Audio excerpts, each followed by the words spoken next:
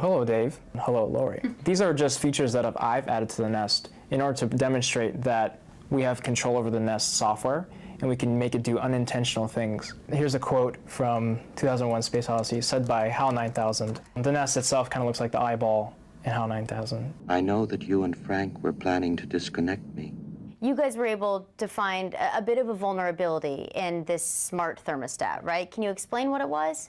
Yeah, so on the back of the thermostat, there's a USB port. So this USB port gives access to the software.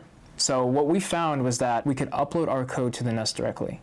You know, now a lot of folks would say, hey, you have to be physically there with the device in order to exploit it, right? Correct. Are we still at risk?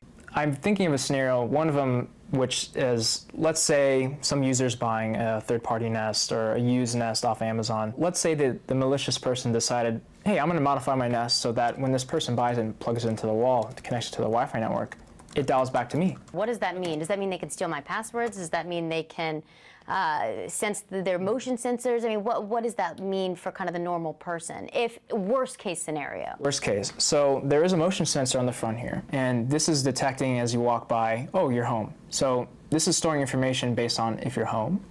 In addition, it's storing your Wi-Fi password because if you've connected to your Wi-Fi, it needs to connect itself. This can be a platform, a beachhead for an attacker onto their network to do malicious things such as sending spam. So I asked Nest, and what they really focused on is that you have to be physically next to the device to make this happen. They said that this jailbreak doesn't compromise the security of our servers or the connections to them, and to the best of our knowledge, no devices have been accessed and compromised remotely. They go on to say security is very important to us, and our highest priority is on remote vulnerabilities. What could be done? The hardware security needs to be taken into consideration because although Nest has done a ton of work on the software side of things, the issue is that the hardware security hasn't been really properly evaluated.